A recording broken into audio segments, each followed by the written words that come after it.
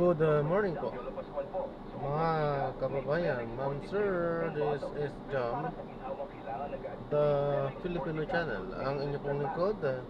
So today is December 3, 2025 at tayo ngayon ay papunta dyan sa may Obispado di Cubao, sa may Lantana Street, Immaculate Conception, Cubao po yan.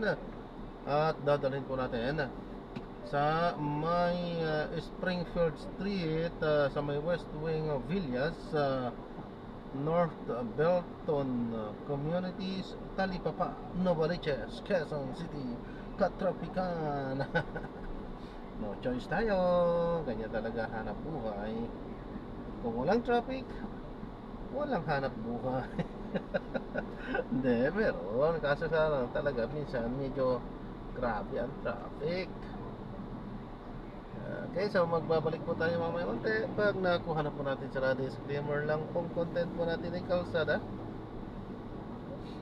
at hindi ang passenger. Kaya nga naman, sakasakali man po na may marinig kayo mga pangalan ng lugar, pangalan ng tao, pangalan ng organizations, government o private man yan, ay wala pong kinalaman ang channel na ito at wala pong pinapatungkulan. Lahat po ng pinag-uusapan dito ay pawang dito lamang po yan sa loob at wala pong pinapatungkulan sa labas. Okay po?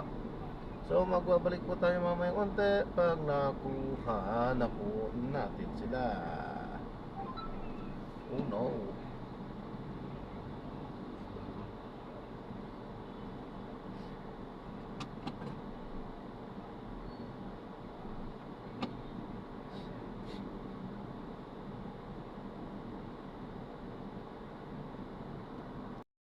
Yung model na hindi model na wig. Alam mo yung parang payat na parang pagpati na pagka nahanginan ka magbagsakan lang. Isa po iba iba yung model look ni Myra. Ano ba yung look? So my routine is I have morning cardio. I do my fasted cardio. Yung fasting. Hindi ka kain. Yeah, so fasting cardio is like and stomach okay. And then you're gonna do your any kind of cardio like walking, outdoor running, stretching, pwede jumping jack. Pwede, okay. Yung advantage yun, bakit kailangan mo lang naman yung chat mo? So for me, yun yung preference ko. But wala namang problema if you want to work out with food. So para sa akin, mas gusto ko siya before I eat my first meal na nakapag-exercise na ako. And then after that, mag-work muna ako with clients. And then if meron by the way, what's your work? Meron ka ba fitness coach po? Okay. So, yung first client ko kasi 7:30. So I have to wake up like 3 in the morning or 4. So I will be able to do my own routine, my workout. And then after that, after my client, pag meron na akong time for myself, doon ako full weight training. So mayroon pa akong training. Aside from doing cardio, meron pa ako talagang strength training. So kailangan ko talaga. Wait, speaking of strength training, may kaibigan nga ako sinasabi sa amin na habang tumatanda, especially sa dad ko, ganyan, kailangan strength ang hindi yung pagpapapayat lang o pagpapapayat. Hindi lang siya puro cardio, hindi lang siya puro diet. To achieve toned kailangan talaga mayroon kang strength training specific dun sa muscle na gusto mo. So, ganun yung bodybuilding. It's more on specific muscles na tinatarget natin. So, day by day, different muscle parts yung workout natin. Bakit? Ano yung kumbaga sa tanong ni Alice niya na the more na siguro nag-age, the more na bakit kailangan tutupan yung training? Kasi yung yung muscle natin, kailangan talaga yung strength training kasi and release ba yung muscle? Wala. Mas kailangan pala kasi. Mas humihila. Humihila yung puto mo, walang protection. So, by doing strength training, for longevity din siya. Correct. ng ano natin, ng buhay natin. So, Coach, ngayon, no, well, transition na ako kasi konti na lang ating minuto. Kasi holiday season na, di ba? So, siguro, ano yung mga ginagawa mo rin na mga pang-araw-araw? Nakaka-relate din. di ba? Yeah, Yung kahit mga- hindi kami bodybuilder. Oo. Yeah. Yung tao. Oo, para maging fit. Actually, yung being mindful lang talaga sa kinakain natin. Kasi yung pagkakaroon naman ng healthy lifestyle, it starts with what you eat. Then, next yung activities mo everyday. Kahit na pag-walking ka lang everyday, I think that's the simplest way to stay healthy is walking at least 10K a day. Doing some workout. Yeah, 10,000 steps. yeah, 10. Okay, akala 10 lang. 10,000 steps. Yeah. Oo. Marami rin yun. Marami yun. Pwede yung sa normal, ano pwede start? 4,000, 1,000. Yeah, like 15 to 30 minutes walk, okay na siya. Kahit hindi mo i-track yung 10K steps. And then, choosing the right food, talagang high protein. And then, wala yung mga oily food. So, kasi yun talaga yung number one pag mga junk food and oily food. Baka makasukal, Coach. Yeah, yung mga matatamis, yung mga pastry, talagang, yeah, number one talaga siya. Hi, Content. Pwede naman mga once a week ka doon. Once a week? Tawad, tawad. Yeah. Tawad mo, awan. Sabi ka. Ako yung type na May rinego ka pa. May counter negotiation ka kasi ba? nakinig na So, at least mindful lang. It's important. yeah, being mindful talaga sa kung ano yung kinakain mo. Kasi number one talaga, kung ano yung kinakain mo, yung pinapasok mo sa katawan mo. You start with that and then exercise, strength training, yung may weight. Actually, even body weight. Kunyari, wala ka naman weight. Oo, body weight. Yeah. I mean, wala ka mga dumbbell. Yeah, jumping jacks. Yeah, maraming paraan para kahit hindi ka pupunta ng gym, you can do alright, and look, last na mensahe or tips sa mga katulad, lahat ng pamamagitan para ma-inspire sa journey ko. Kasi binabasa ko tayo, hindi na natin napag-usapan. Bakit in-embark niya yung ganitong journey? Because you went through, parang you said before, you went through depression, and then now, here you are, and it forever changed your life. Yes. Oh, let's end on a positive note. So, my advice sa lahat ng Pilipina na gusto magiging positive to really make sure that you are ready to start the bodybuilding journey physically, mentally, and financially. The sport is not easy. So you need to make sure you are capable financially and also more on mental. Because the diet and the workout is gonna be really tough along the journey. So kailangan you have the self-talk muna na parang kaya ko ba to? I can do this for 6 months na pagda-diet ako ng intense. So, yeah, yun to make sure na you are physically and mentally ready talaga. Oo. Hindi basta-basta yan kasi they're vying for the Olympics of bodybuilding. The top of the world.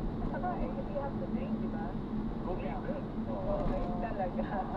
Alright, so, maraming salamat. Very inspiring story. Myra, Dr. Coach Myra. Baka kung sinong gusto magpa-coach dyan, pwede namin. Baka puno ka na. Oo. Mga ano ko rin, kailangan rin life coach. Strength coach. Strength coach. So, you can Facebook and Instagram as Myra Gayoso. So, same lang naman ng pangalan. Right? Myra M-Y-R-A Gayoso. Yan. Maraming salamat sa'yo. Thank you. And Merry Christmas. Merry Christmas. Mayra. Alright, susunod po. Headline ngayon. Kasama sina Jeffrey Hernandez at Erika Dagomri. Ako po si Bustos, Dr. Servicio. Ito po si Minion Corpus, nagsaservisyo Tokyo. Kita-kits po tayo bukas. Special bukas? Bakit kaya? December 4. December 4 is, let's find out tomorrow. See you tomorrow.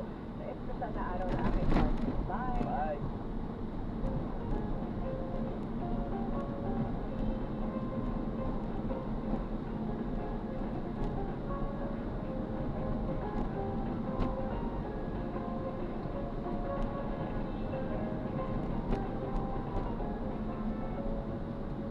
Nagseservisyo. Linya Corpus sa DZMM. Radyo Patong sa Istreta.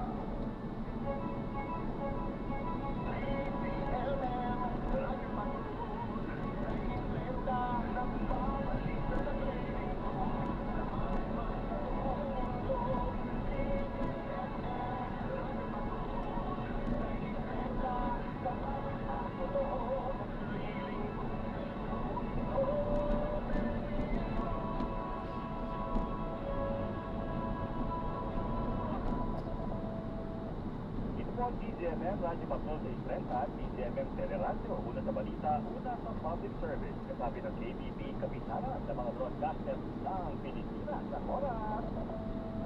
Bravo 2! Ang oras ay hatid sa inyo ng Flemex for Kids. Mami, agapan agad ang upo at lemang nakatara. Pambatang lagundi, Flemex. Basta AM, DZMM.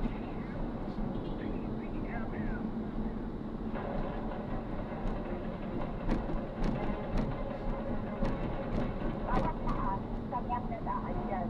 Kung totoo ang kita namin dito ay kakarampot na lang. Kung ikaw po ay elected official, may bigat at authority po kasi ang aming mga sinasabi at meron po itong legal at legal consequences. Mag-aaralan na ng PSP ng outlook at members ng ating financial units ng ating pamahalaan kung paano nakabuli mga cryptocurrency. Ang gusto na namin gumit talaga mundo niya, pa-pressure siya, makita ng mundo kung nasan yung magnanakaw na yun.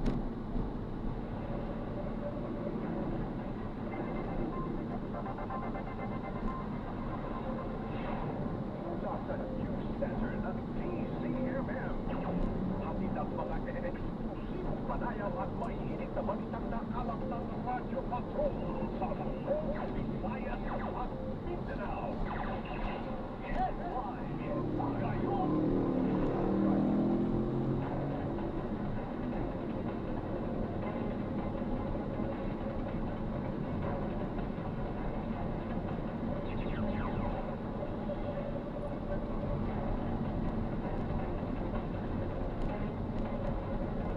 Sa headline ngayon, Pilipinas magpapasaklolo sa pamahalaan ng Portugal para matatip ang nagtatagong si Saldico. Representative Kiko Bardaga, kailangan pa rin umanong tapusin ang 60-day suspension kahit tinanggal na mga kinuwestiyon social media posts. Ang susunod at pagbawi sa ukano'y ninakaw na pondo ng bayan, pahirapan ayon sa ICI. Grupo Volunteers Against Violent Corruption na alarma sa paglobo ng mga krimen na sakot ang mga pulis. Ano malang labanan ng food wastage o pag-aksaya ng pagkain, itinutulong sa kamera. At isa ng Black is proud na isunod ang Pinoy brand na sapatos sa Singapore concert. Magandang tanghali Luzon, Visayas at Mindanao. Ako po si Jeffrey Hernandez. Ako naman po si Rizal Lazo. At sa detalye ng mga headline ngayon. Mga kapamilya, magpapataklulo ang pamahalang Pilipinas sa pamahalaan ng Portugal kung saan pinaniniwala ang nagtatago si dating Apo Bicol Congressman Saldico. Sa panayam ng DZMM, sinabi DILG Secretary John Rick Reculla na gumagawa na ng hakbang ang pamahalaan para makansela ang Philippine passport ng dating kongresistang sinasabing may hawak din Portuguese golden visa. Kahit walang extradition treaty ang Portugal sa Pilipinas, umaasa ang DILG na mapapauwi ng bansa si Go. Tulad ng pagpapauwi kay dating Congressman Arnolfo Queves Jr. mula Timor-Leste. Nauna nang umapila ang DILG sa mga OFW na tutulong sa pagtugis nito. Taxi driver na to. Nasabing kasama rin ang pamilya sa Portugal. Ang gusto namin gumit talaga mundo niya, pa-pressure siya, makita ng mundo kung nasan yung magnanakaw na yun. At makita na lahat ng Pilipino na ito, kung walang niya doon sa Portugal, nagpapasarap ng buhay. Kahit tinanggal na ang mga kinuwestiyong social media post, kailangan pa rin tapusin ni Cavite Congressman Kiko Barzaga ang ipinataw na 60 araw na suspensyon na walang sahod dahil sa disorderly behavior. Sa panayam ng DCMS, nagbabala si House Ethics Committee Chairman James Amaron na posibleng patawan ng mas mabigat na parusa ni Congressman Barzaga sakaling maulit ang insidente. Ikiniit din ni Congressman Amaron na walang kinalaman sa pagiging kritiko ng pamahalaan ang ipinataw na suspensyon kay Barzaga. Kailangan po natin i-draw ang line between genuine freedom of expression versus conduct unbecoming of a public official. At kung ikaw po ay elected official, may bigat at authority po kasi ang aming mga sinasabi at meron po ditong legal at political consequences. May agam-agam naman ang Bayan Party List na naging takbo ng unang live streaming ng pagdinig ng Independent Commission for Infrastructure sa issue ng maanumalyang flood control project. Sa parayan ng DZMM, iginit ni Representative Shell Chocno na hindi ang kagustuhan ng resource persons ang dapat na masunod kung paano itatagawa ang pagdinig. Ngayon din sa pag-access ng mga bagay na pwedeng makatulong sa investigasyon. Magugulitang tinanggihan ni Laguna Congressman Benjamin Agaraw ang hiling ni ICI Chairman Andres Reyes Jr. na ma-access ang kanyang cellphone para maverifika ang ilang impormasyon dahil baka magalit na ang kanyang misis. Bago nito, humiling din ang mambabatas na isara sa publiko ang investigasyon sa pamagitan ng executive session. Dapat ibigay sa witness na siya ang mamimili kung gusto niya o hindi. Kaya ang panawagan namin ay sapatat na itong outflow namin at bigyan natin ng power ang ating independent commission at sa publiko natin ang lahat na may ang problema kung pag hindi natin na monitor yung nangyayari sa investigasyon, talagang vested na dahil tayo, hindi natin ma-assess. Makikipag-ugnayan ang Pilipinas sa ibang bansa para mabawi ang ilang ninakaw na pondo mula sa maanumalyang flood control project na sinasabing nailipat na sa pamamagitan ng cryptocurrency. Sinabi ni Independent Commission for Infrastructure Technical Working Group Chairman Renato Paraiso na nagiging pahirapan ang pagsunto ng pagbawi sa mga ninakaw na pondo dahil sa umano'y paggamit ng cryptocurrency para mailabas ng Pilipinas. Wala rin jurisdiksyon ang Pilipinas sa US na uri ng cryptocurrency gamit ang US dollar. Pag-aaralan ng PSP na lahat members na sa ating financial units ng ating pamahalaan kung paano nakapulong ng cryptocurrency. We're looking at various mutual legal assistance treaties na sa iba't ibang bansa para makapag-point din tayo so they can freeze the assets on behalf of the Philippine government. Para naman sa isang political analyst, mahalagang hakbang ang pagiging bukas ng First Family sa lifestyle check para maibsan ang duda ng taong bayan sa kaliwagyan ng aligasyon ng kakiwalian sa Administrasyong Marcos. Sinabi sa DCMN ni Dr. Froilan Calinong, mapatutunayan ng lideratong Marcos na seryoso sila sa reforma sa gobyerno kung magsisimula sa Pangulo at kanyang pamilya ang pagkapatunay ng malinis na track record. Pero kailangan anya ng tiyak na parameter sa pagkasagawa ng lifestyle check at dapat gawin na mapagkakatiwalaan ang sektor. Secret dapat, kung kailan at paano gagawin. Siyempre, hindi natin mayaalis yung agam-agam na napakasipit lang yan, na nakikita po rito at kahit paano, mayroong firm resolve yung mata niya na ipasingit sa tao na mayroon silang ginagawang mga reforma. Umabira ang ilang human rights group na patawan ng parusa si Senator Ronald De La Rosa dahil sa patuloy na pagliban sa Senado na walang dahilan. Marita mula sa Quezon City at yung Radyo Patrol, Nico Botsik. Nico. Rikapan ang una para gumawa ng hakbang ang Senado laban sa pagliban.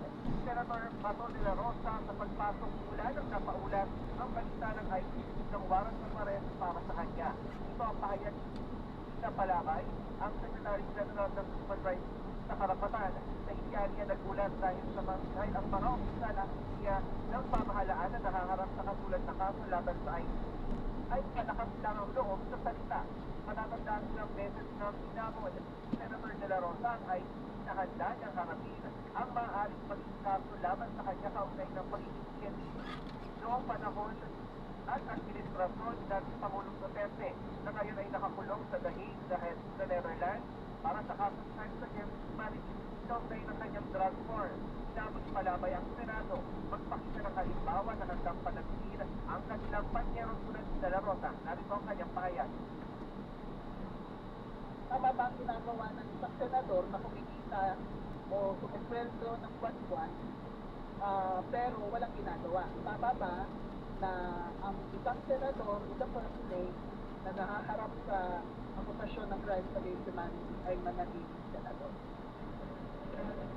Walang pahayag na palabay ang Secretary General ng Karapatan tungkol sa pag-iba sa trabaho ni Senator De La Rosa.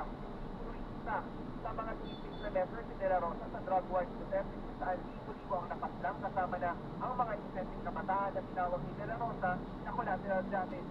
Yan ang balitang kumpirmado, sigurado. Ito ang Radyo Patrol.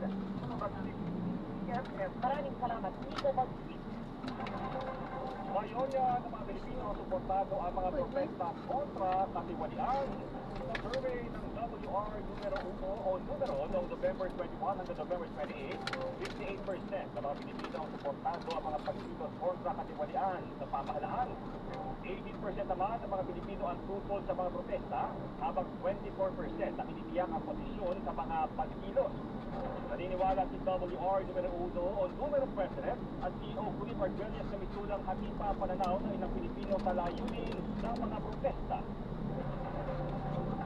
Meron kasing mga kababayan natin na ang tingin nila sa kanilang mga sarili ay mga independent. Maaaring na nagkakaroon pa din ng kalintuhan kung susuporta ba sila sa protesta even na hindi pa din sila sigurado kung saan sila umaalyado doon sa mga nagbabanggaan ng mga pwersang pampolitika. Pinagot ng Malacanang ang panibagong panas ni Vice President Sara Duterte laban sa palasyo. Balita mula sa Malacanang, hatid ni Radyo Patrol, Christian Yosores. Christian. Rika, ayon kay Palace Press Officer at Communications Undersecretary Pierre Castro, tila ayaw ni Vice President Sara Duterte na makinig ang taong bayan sa mga mensahe ng palasyo dahil namumulot sila sa katotohanan at nalalaman ng mga programa ng Pangulo para sa bayan. Iniwala si Castro na mukhang mas nais ng pangalawang Pangulo na malatag at makinig ang publiko sa ipinakatarkumanong disinformation ng Vice-Presidente at ng kanyang mga kaalyado. Mayahalin tulad ata ito sa huling pahayag na ilabas ng Office of the Vice President tungkol sa maayos na pagpaplano ng kanilang pondo na pinasinungalingan umuro ng Commission on Audit ng ipagsunod ng tanggapan sa batas at sa mga panuntunan. Hindi ni si Castro ang nakitang kakulangan ng COA sa OBC Financial Statement na kulang umuro ng mga dokumento, situation report, hindi makilalang beneficiaryo at kung saan at kanino talaga napunta ang kanilang pondo. Sugulit mo ng Malacanang sa pahayag ni Sara na tila hindi kahit na mga Pilipino na huwag makinig kay Castro na tinawag niyang nagpiputang Kristiyan at walang maaaring sinasabi sa kanyang mga pahayag. At yan ang balitang kumpirmado. Sigurado, ito ang Radyo Patrol. Christian Yosores. Maraming salamat, Christian Yosores. Umaray ang sama ng mga kalendarya owner na halos wala na umanong kinikita dahil sa sobrang taas ng bilihin.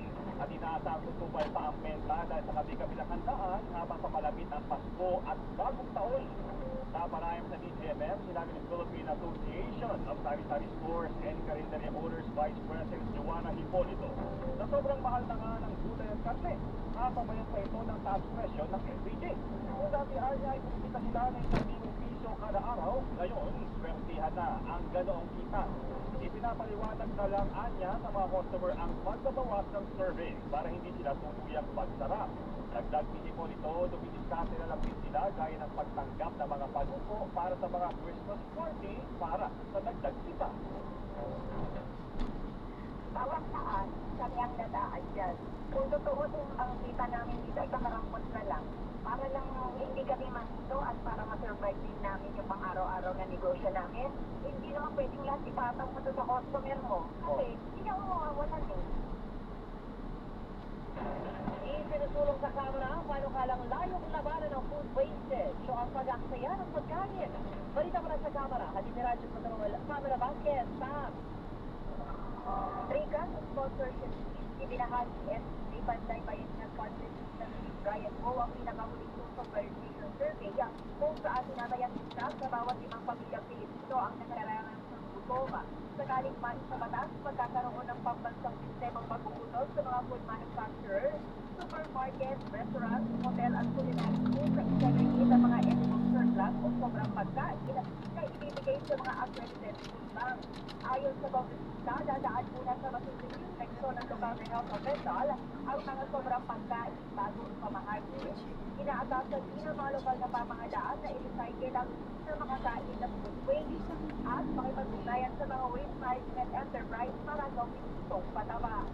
Yan ang balitang kumpirmado sigurado. Ito ang Radyo Patrol. Pamela Vasquez, DZMN. Maraming salamat, Pamela Vasquez. Maximum suggested retail price sa kateng baboy para sa holidays ipatutupad na sa Biyernes. Balita mula sa Quezon City. At yung Radyo Patrol, Zeus Legaspi. Zeus! Yes, sa Biyernes, December 5, target na ibatupad ng Department of Agriculture ang maximum suggested retail price para sa karating baboy. Sus na tinitignan pagtaas ang demand nito sa mga susunod na linggo. Otomatiko kasi tumataas ang demand ng karating baboy tuwing holiday season. Aabot sa 340 pesos kada kilo ang MSRP para sa kasim at pigi at 370 pesos naman para sa kada kilo ng liempo o pork belly.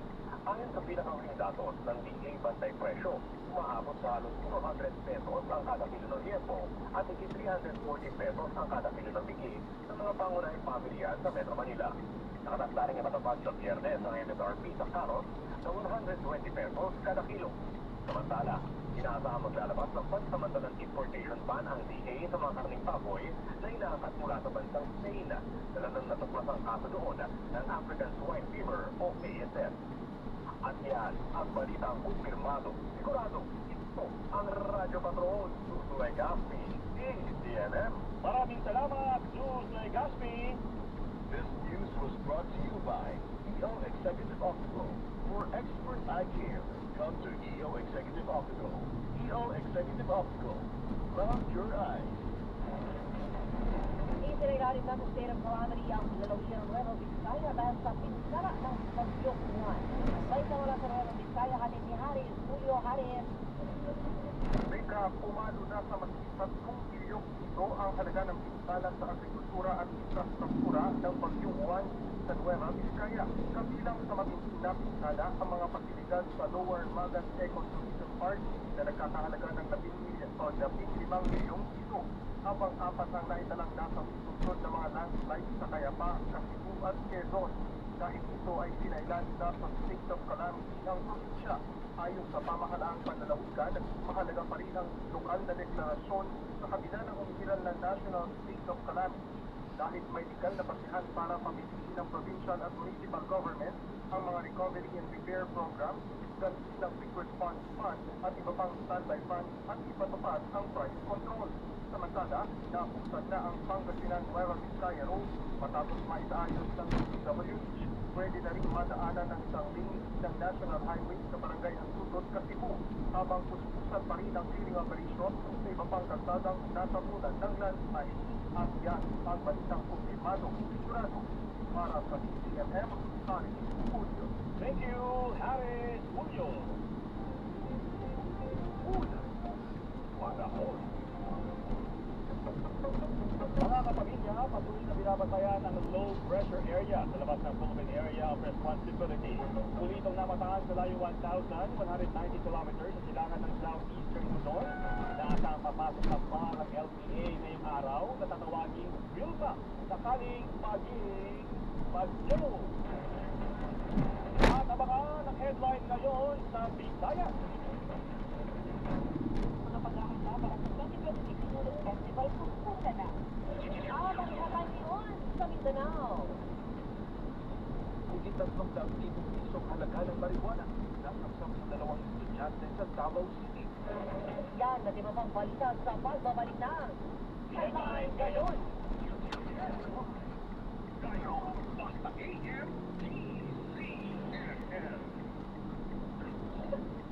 Unang anak, baka babahala. Bakit tema? Para dyan, Blemex for Kids ang pambasuko. Ang Blemex for Kids ay gawa sa labuti. Tinutunaw at pinalalapat ng plema. Ginhawa para sa bata. Peace of mind para kay mom. Camille Garcia Malvo, the Blemex for Blemex. Well, agad ang upo at lemang nakabara. Ang batang lagundi, Lemex! Basta AM, PBMM. Yola Pascual po, sa upo at higa, may Blemex 40 syrup and bottles. Pero para sa ginawang kailangan agad, may Blemex 40 capsule and blister pack. Madaling bitbitin, kayang ibulsa, gawa sa natural na lagundi na tumutunaw at nagpapalabas ng plema. Convenient na, ginhawa pa. Blemex 40 lagundi and capsule. Basta lagundi, Blemex. Easy. It is declared the generic name of Blemex 40. If symptoms persist, consult your doctor. Tanggal ang plema, tigilan mo po. Maluwag ang paghinga sa Blemex 40. Basta lagundi, Blemex. Ang Blemex 40 Lagundi Capsule ay mabibili sa pangunahing tiga o drugstore na malapit sa inyo. Panalo ang hapon mo. Mula Lunes hanggang Biyernes. Balikan ang mga kwento ng nakaraan sa MMK sa TVMM. Alas 12:30 ng hapon. Alamin ang inyong mga karapatan at pagkakasyon. Teksa sa inyo sa Hello Attorney. Kasama si Attorney Noel Delgado at Liza Aquino. Alas 1 ng hapon. Aga ang aksyon. Ngayon ang hatid naman nila Tita Winnie Cordero at Doc Ferry. Alas 2 ng hapon. At pag nararamdaman, pwede ikwento yan dahil ako to, si Chang Abby. Alas 3 ng hapon. Updated ka pa rin sa mga balita mula Luzon, Visayas at Mindanao sa Headlines sa hapon. Kasama si Tony Velasquez. Alas 4 ng hapon. Aalamin ang iba't ibang pananaw ng eksperto at taumbayan sa ATM. Anong tingin mo? Kasama si Sandro Ochoa at Maan Papatagal. Alas 4:30. Masusing tatalakayin ng lagay ng ating bansa sa issues natin. Kasama si Tony Velasquez, alas 5:30. Maghahatid ng mga nagpapagang balita at walang sawang paglilingkod ang TV Patrol, alas 6:30. Tumulang bigla ang inyong araw kapag nakapunog sa DZMM Radio Patrol sa Istreta at DZMM Teleradyo. Mga nagpapagang balita.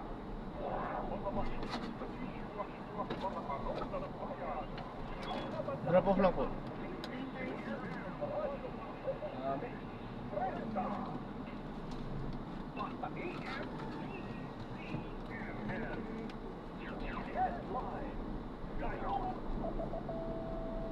Oras 12:23. Oras sa disenyo ng Gcash. Basta may link, huwag i-click. SMS cookies lang yan.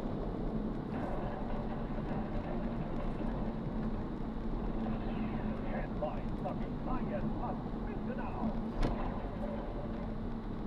Pusta na ang paghahanda para sa 2026 Siguro Festival na idadaos sa January 18. Balita mula sa Cebu, hatid ni Annie Perez. May 36 na dancing performers lang nakalista. Ilan dito ay nagmumula pa sa ibang lugar sa Visayas at Mindanao. Sasagat din ang Mascarang Festival ng Bacolod City. Ibinaba ng kamalang dito sa Ito po. para sa festival sa susunod na taon sa 78 million pesos mula 100 million pesos. Ang pagbabawas ng pondo ay para Drop off lang po nandito daw. pananalasa ng Baguio, kung saan ilalaan ang masusunod na pondo sa mga komunidad na naapektuhan ng nagdaang kalamidad. Sa kabila nito, tiniyak ng pamahalaan hindi na magpapatuloy pa rin ang mga aktibidad ng Siguro. At pinabalitang konfirmado, sigurado para sa TCMF, Annie Perez. Maraming salamat, Annie Perez. Dalawang minor de edad na hulihan ng higit 300,000 pisong halaga ng marijuana sa Davao City. Balita ba sa Davao kasi si Hernel, Dr. Hernel. Meron siya ng dalawang minor de edad na umalis nagbibenta ng marijuana sa mga Philippines para may 5-day pagkirman Davao City. Sa ikinasambay pang operation lasang sa mulang mga binabilyong estudyante sina alias Dang sa alias at alias Karol. Sina de Alion, ang 6 na paketeng hinihilalang mga dahon ng marijuana na nagkakahalaga ng 372,000 pesos. Nasa kumpulya ng mga otoridad ang Wala mga pa po ako ano. Wala pa tigrams na. Meron na to. Meron. 250 pa nga pala. Ipagkakwento sa nakalipas na 7 na taon na sa iba't ibang paglabag. Salita na sa Campo Grave at Radyo Patrol Marlene Pagliato. Marlene! Ayan, so na-drop na natin sila. So maraming salamat po sa panonood. Hanggang sa muli, ingat. God bless. Paalam po muna. Pansamantala tayo gagawa ng ibang video sa ating susunod na mission. Paalam po. Makikiihi lang tayo dito.